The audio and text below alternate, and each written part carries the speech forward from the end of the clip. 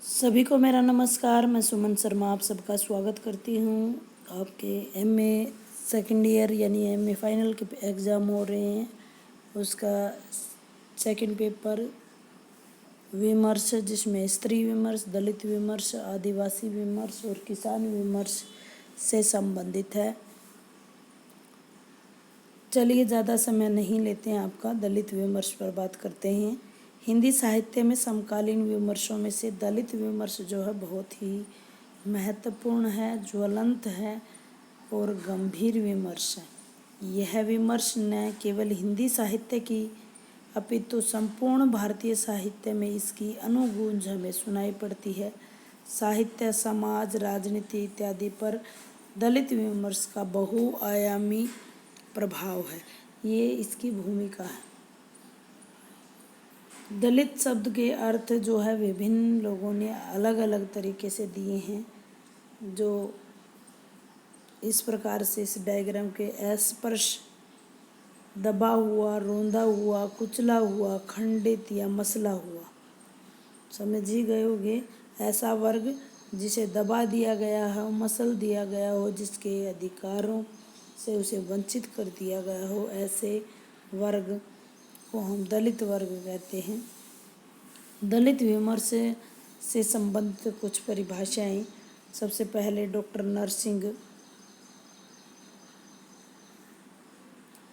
नरसिंह है। यह वर्ग सामाजिक, आर्थिक, शैक्षणिक रूप से पिछड़ा हुआ है। इसे स्वाभिमान, स्वाभिमान और चेतना से जर्जित रखा गया है। समझ गए होंगे आप डॉक्टर नरसिंह।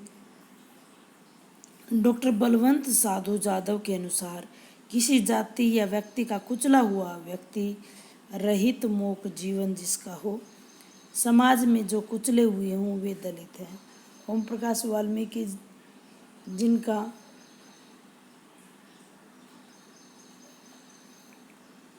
जिनके अनुसार बता दिया गया है कि जो दलित हैं, ये यही पेज दोबारा आया है, जिनका दमन हुआ है, जिन्हें दबाया हुआ है, जो शोषित हैं, जिन्हें सताया हुआ है, गिरा हुआ, अपेक्षित, घृणित, रोंदा हुआ, मसला हुआ, कुचला हुआ, विनिष्ट, मार्दत, हतोत्साहित और वंचित, इस वर्ग। उपरोक्त परिभाषाओं से आपने अनुमान लगा लिया होगा कि दलित विमर्श की आवश्यकता क्यों पड़ी है और इसका क्या अर्थ है। पूर्व की स्थिति की बात कर लेते हैं कि भारतीय समाज में दलितों की पूर्व की स्थिति कैसी रही है। जैसा कि आप सबको पता है कि भारतीय समाज जो है वर्गों में बटा हुआ है। पहले वर्गों में बटा हुआ था। इसके 4 मुख्य आधार थे, जो ब्राह्मण, क्षत्रिय, वैश्य और शूद्र। ब्राह्मण जो है पढ़ाने का, पाठ पूजा का कार्य करते थे। क्षत्रिय जो है युद्ध और सुरक्षा के लिए, देश की रक्षा और सेना में कार्य करते थे। और वैश्य जो है वाणिज्य और व्यापार के लिए कार्य करते थे। और शूद्र जो है इन तीनों वर्गों की सेवा का कार्य करते थे। यह कार्य विभाजन के अनुसार समाज को बांटा गया था, लेकिन धीरे धीरे यह इतना जटिल हो गया कि जातियों में बंटनी शुरू हो गई और जो शूद्र वर्ग था उसको दास समझा जाना शुरू कर दिया। जाति, रंग भेद, अस्पृश्यता, अछूत कार्य व्यवस्था इत्यादि की दृष्टि से दलित तथा हीन भाव से इसे देखा जाने लगा। जातियों और वर्गों में बटे होने के कारण शूद्रों को सबसे घृणित समझा जाने लगा। समाज में जातीय विभेदों, असमानताओं, उच्च नीचता, पवित्रता, अपवित्रता और धार्मिकता और अधार्मिकता का अभेद ऐसी दीवारें खड़ी हो गई जो टूटने का नाम ही नहीं ले रही हैं। इन्हीं असमानताओं के कारण अंततः दलित एवं अनुसूचित जाति व अनुसूचित जनजातियां अस्तित्व में आई। मध्यकाल में शूद्रों को अस्पृश्य कहा जाने लगा। कालांतर में इन्हें पराधीन, परवशता, सामाजिक सांस्कृतिक विभिन्नता, अमानवीय शोषण का शिकार, आर्थिक, राजनीतिक, सामाजिक, शैक्षणिक इत्यादि स्थितियों में इनकी हालत दयनीय यह यूँ कहीं बद से बदतर होती चली गई। समाज में सबसे नीची स्थिति होने के कारण इन्हें दलित कहा जाने लगा। धीरे धीरे यह इतनी कठोर हो गई कि पूरा भारत अंधविश्वासों, रूढ़ियों, भेदभाव, छुआछूत की गहरी मानसिकता के घनघोर अंधेरे के गर्त में धंसता चला गया। पूरा समाज अस्पृश, जाति भेद, संकीर्णता का अड्डा बनता चला गया। आज का समाज भी अपनी संकीर्ण मानसिकताओं से ग्रसित है और अपनी मानसिकताओं को न बदल सका है और दलितों को सम्मान और समानता का हक न दे सका है। चलिए, दलित साहित्य, इसीलिए दलित साहित्य की आवश्यकता पड़ी। दलित साहित्य पर बात कर लेते हैं कि दलित साहित्य से अभिप्राय उस साहित्य से है जिसमें दलितों ने स्वयं अपनी पीड़ा को वाणी दी है। अपने जीवन संघर्ष में दलित ने जिस प्रकार का जीवन भोगा है, दलित साहित्य उसी की अभिव्यक्ति का साहित्य है। वास्तव में दलित द्वारा लिखा गया साहित्य ही साहित्य दलित साहित्य की कोटि में आता है, क्योंकि वो बहुत ज़्यादा प्रामाणिक होता है, वास्तविक होता है। दलित साहित्य की पृष्ठभूमि पर बात कर लेते हैं। बाबा भीमराव अंबेडकर की विचारधारा, उनका चिंतन और उनके द्वारा छेड़ा गया आंदोलन को ही दलित आंदोलन कहते हैं, जो समता और समानता की बात करते हैं। ये ज्योतिबा फूले और महात्मा गांधी का दर्शन भी इनकी दार्शनिक पृष्ठभूमि है। तुलसीराम जी ने इसकी शुरुआत 20वीं सदी के तीसरे दशक से मानी है। आप भीमराव अंबेडकर का उदय इसकी शुरुआत मान सकते हैं। वर्तमान दलित समाज का जो रूप है, उसकी जड़ें डॉक्टर भीमराव अंबेडकर के संघर्ष को आज भी खाद पानी की तरह काम में वो रहा है। दलित साहित्य से अभिप्राय उस साहित्य से है जिसमें दलितों की पीड़ा, शोषण, अन्याय, संघर्ष इत्यादि की गाथाएं यथार्थ धरातल पर अभिव्यक्त हुई हैं। यह साहित्य वर्ण व्यवस्था के विरोध में, उसके विपरीत मूल्यों के लिए संघर्षरत मनुष्य के लिए प्रतिबद्ध साहित्य है। दलित साहित्य के केंद्र में सारे प्रश्न और सारे सवाल हैं। इनका संबंध जाति, रंग, नस्ल, लिंग, धर्म इत्यादि आधारों पर होने वाले भेदभाव से है। दलित साहित्य को हम समझने के लिए 3 वर्गों में बांट सकते हैं। ये 3 वर्ग, प्रथम वर्ग जो दलित ही जाति में पैदा हुए, जैसे ओम प्रकाश वाल्मीकि, जैसे डॉक्टर शिवराज, कंवल भारती, सुशीला, टंक भोरे। द्वितीय वर्ग है ऐसे लेखक जिन्होंने साहित्य में दलितों का चित्रण किया है, जैसे प्रेमचंद, माता प्रसाद, बदलू राम रसिक। तृतीय वर्ग ऐसा है जो प्रगतिशील लेखक हैं जिन्होंने दलितों को सर्वहारा वर्ग की स्थिति में देखा है, जैसे निराला, मैथिली शरण गुप्त, आचार्य रामचंद्र शुक्ल और सोहनलाल द्विवेदी इत्यादि। दलित साहित्य पर विमर्श तो हमने जान लिया कि दलित विमर्श क्या है। विमर्श का मतलब है विचार करना, विवेचन करना, विश्लेषण करना, क्या सही है क्या नहीं है, उनकी भावनाओं, संवेदनाओं को समझना।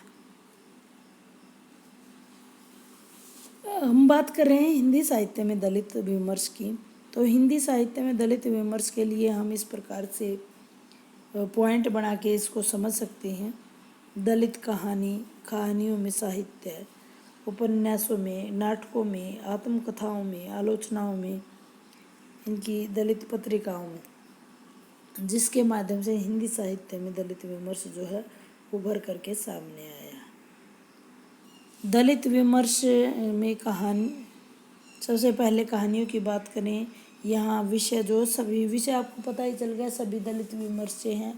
कहानी में विभिन्न पात्र बदले गए हैं, लेकिन अपने द्वारा भोगी हुई, सहन की हुई पीड़ा को उन्होंने शब्दों के माध्यम से हमारे सामने जाहिर किया है।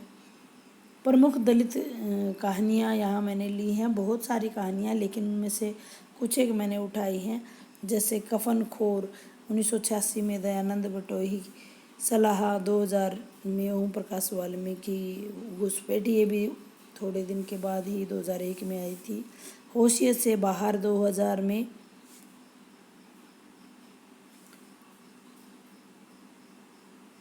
7 मीनू बुद्ध शरण हंस की एक और क्षति 2003 में वेद की उधार की जिंदगी 2004 में संतराम आर्य की। प्रमुख उपन्यासों में दलित विमर्श,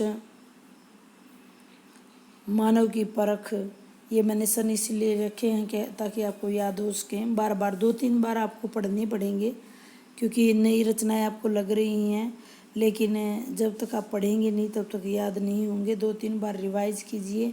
और कहानी को उपन्यास में, उपन्यास को कहानी में डालने की गलती मत कीजिएगा। चाहे आपको 2 याद हों, 3 याद हों, 5 याद हों, वो आपकी स्मरण शक्ति पर डिपेंड करता है। प्रमुख उपन्यासों में दलित जैसे मानव की परख 1954 में देवी दयाल सेन, करुणा 1986, जयप्रकाश करदम, मुझे खरीदोगे 1990 में मोहन नैमिषराय, जस तस भई सवेरा 1999 में सत्यप्रकाश करदम, एक कस्बे के नोट्स 2012 में नीलेश रघुवंशी। प्रमुख नाटकों में दलित विमर्श देखते हैं। अछूतों का इंसाफ 1943 में नंदलाल जायसवाल,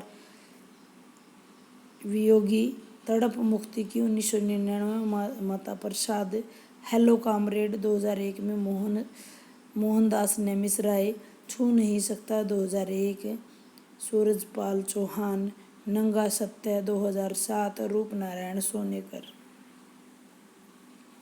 आत्मकथाओं में दलित विमर्श, मैं भंगी हूँ 1981 में भगवान दास, अपने अपने पिंजरे, जिसके 2 पार्ट आए, एक 95 में और दूसरा 2002 में मोहनदास नैमिषराय, झूठन 1997 में ओम प्रकाश वाल्मीकि, मोहरदैया, जिसके भी दो भाग आए, पहला भाग 2010 में, दूसरा 2013 में तुलसीराम द्वारा लिखी हुई है। शिकंजे का दर्द 2011 में आई, सुशीला टंक भोरे द्वारा लिखित है। आलोचनाओं में दलित विमर्श की भूमिका जो है कंवल भारती ने लिखी है।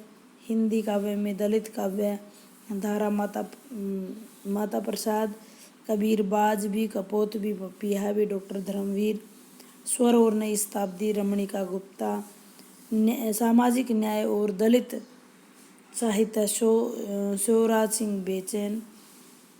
प्रमुख दलित पत्रिकाएं जो कि मूक नायक, बहिष्कृत भारत समता जनता 1920 में ये मूक नायक आई थी, भीमराव अंबेडकर, अभिमूलक नायक 1992 में अशोक कुमार भारती, प्रज्ञा साहित्य फर्रुखाबाद से 1995 में ओम प्रकाश वाल्मीकि, पश्यंती 1997 जयप्रकाश करदम और अपेक्षा 2000 तेज सिंह।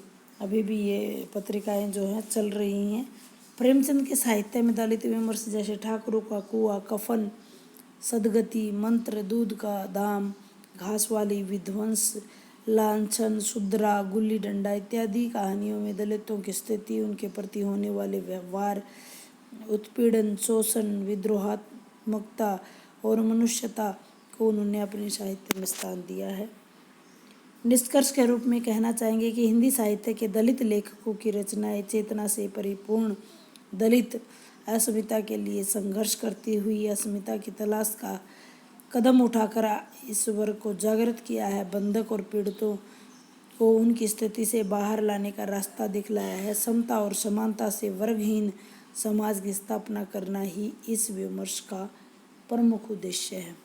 जो दबा हुआ है, कुचला हुआ है, रोंदा हुआ है, उसको उसकी स्थिति से बाहर लाना, उसको जागरूक बनाना, उसको लिए सामाजिक, आर्थिक, शैक्षणिक स्तर पर उसके स्तर को ऊंचा उठाना ही इस साहित्य का प्रमुख उद्देश्य है। उम्मीद करती हूँ जानकारी आपको अच्छी लगी होगी।